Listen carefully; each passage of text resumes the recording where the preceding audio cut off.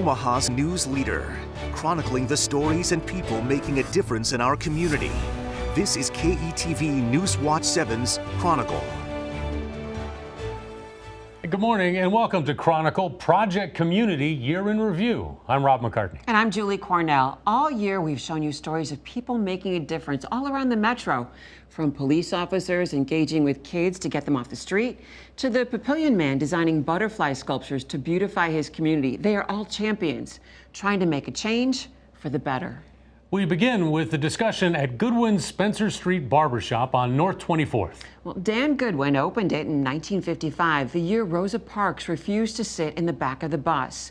Over the years, it's become known as Omaha's Black City Hall because of political discussions that happened there. I went to Goodwin's in July to hear about the issues North O leaders care about. When you started, did you start with that intention, or did you just want to be a barber? No, I just wanted to make a living. Right. Yeah. In fact, to be honest, when I first started up here, it was a few doors over. All the buildings are tore down now.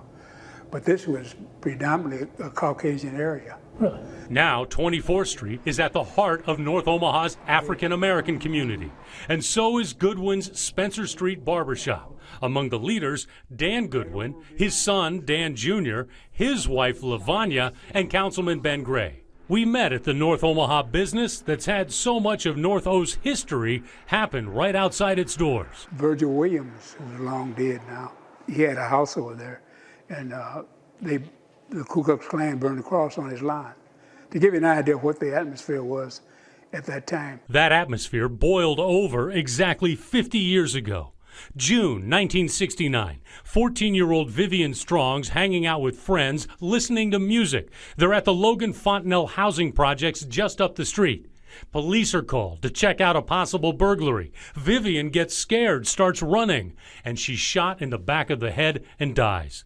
Omaha police officer James Loader was acquitted in that shooting, which led to this: days of violent rioting and demonstrations in North Omaha, particularly along 24th. There's just a bunch of things that was just going down really wrong in those days, you know. And it was a black-white culture. Oh yeah. Oh, absolutely. When I first got here, I could walk down 24th Street and run into 2 or 3 members of, at that time, they were calling themselves the Black Panthers. So, I came here with the knowledge that, or the belief that, the police were our enemy of black people specifically. You could tell we were often viewed as predators, as dangerous, and approached as such. So I grew up in the 60s as a young boy, but then in the 70s. And so, yes, there was a shift where the behavior became more covert, and many times I was stopped and pulled over and harassed in a subtle way. Goodwin gives this example. He used to have a side job delivering pizzas for Godfathers. He's in his 30s, married with kids, driving a nice car when he gets pulled over. He proceeds to take my license and registration, and as I sit there 45 minutes later, he comes back sitting, so he was doing something else, and he says, "Have you ever been arrested?" He starts asking me questions of that nature. So now, I don't know what he's doing back there, and I'm furious, but what am I gonna do? You're right. Because as a young black man, there was fear. Because there were a number of African American young men and men who were shot by police officers under very questionable circumstances. A lot of times when you hear these stories, someone gets shot, you assume criminal behavior, but sometimes the police and the way they interact in our communities is disrespectful, even when you're calling for help. Lavanya says that happened to her when she was a teenager, that instead of helping her, police laughed at her. And it changed how she looked at them. There's a perception, even when you're doing right, that you're not certain how to turn out when you call the police. Omaha is still a very racially charged place, although oftentimes it's felt the undercurrents. It might not be 1955, it might not be 1969, but there are undercurrents in which there still needs to be greater understanding and respect. It seems like often the North Omaha community speaks loudest in unison when there's a crisis. We want to challenge a statement.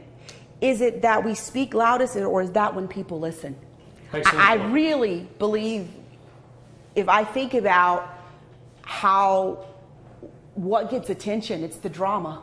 It is the crisis. Right. And that's not just in North Omaha, right? Let's just be clear. Absolutely. People tend to rally around drama and disaster, crisis. To go through all that period of turmoil, and in this period now of somewhat hope, and that hope is there primarily because relationships between police and the community are significantly better. They're not there yet, but they're significantly better. Now, Gray gives a lot of credit to younger people stepping up to take on challenges, like Lavanya and Dan, who are trying to create the 24th Street Business Improvement District. We're pushing hard to make some of those things happen in the community and create those opportunities, create the education, but we've been wounded. You feel good about your health? Yes. Yes, I feel good about where we're trying to go. And North Omaha is also having its issues with housing. It can be tricky for some to find a place to live that's affordable. And to understand that, we have to go back nearly 85 years. And as they take a step inside the Undesigned the Red Line exhibition in North Omaha, and you get a history lesson about something you might not know existed. Essentially, redlining is this diabolical system that was developed by the federal government during the New Deal, so during FDR's administration. And while they are trying to secure wealth for Americans, it kind of depended on who was considered American at the time. Laisha Goodwin offers tours at the exhibition. She's also a real estate agent focusing primarily in North Omaha. And she says even though redlining stopped years ago, the effects are still felt today. So what they did is they made 239 maps in different cities, and they had this color system where green was super good in terms of the risk of loaning in that area.